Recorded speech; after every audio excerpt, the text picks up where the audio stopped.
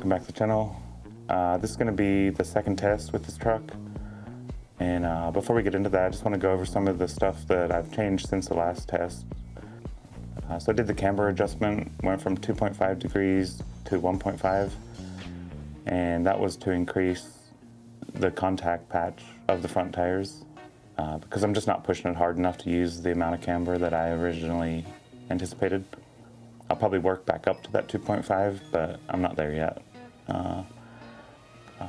I verified that the toe was at 0. Sometimes you do toe out just a little bit, depending on what kind of tire you have, what kind of car you have. With these tires, you like set them at 0.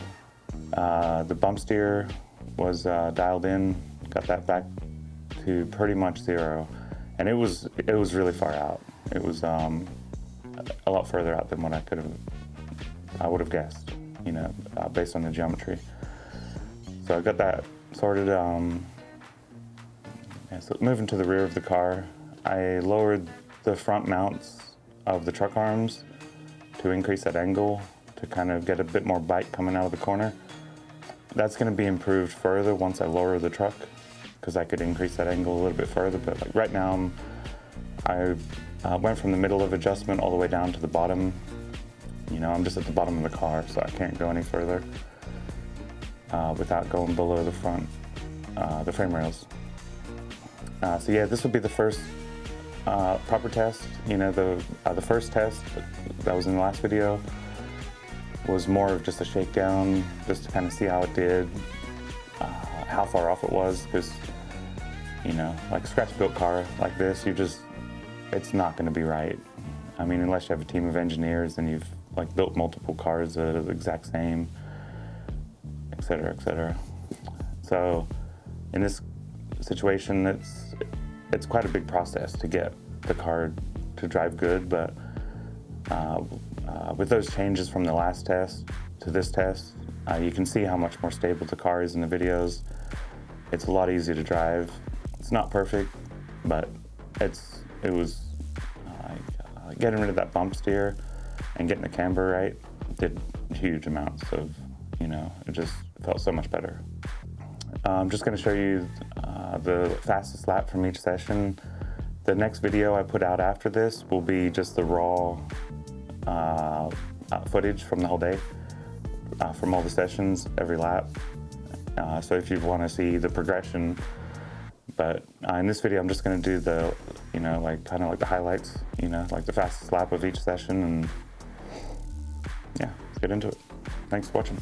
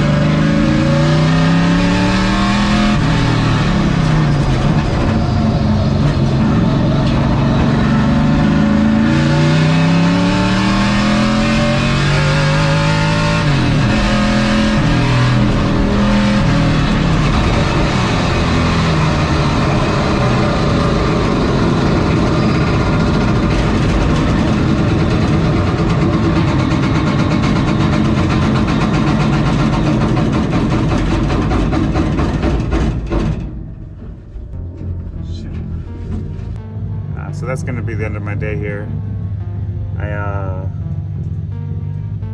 broke some welds on the rear end housing, so my the rear end housing actually rotated, and the drive shaft hit the bottom of the frame. So I don't have a welder here with me, so unfortunately that's gonna be it for now. But here, I'll show you what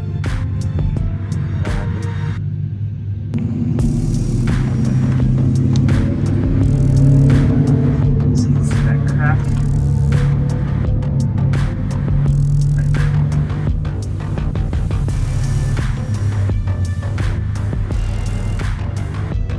That cracked, and then it like rotated around.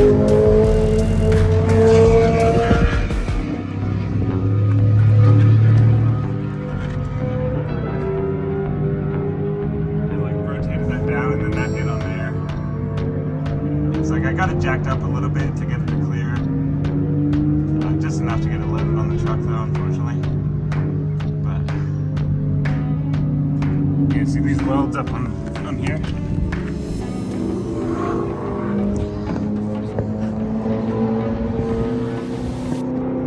Weld right there broke off, so I'm gonna have to take it back to the shop and do some better welds. Those ones just didn't hold up.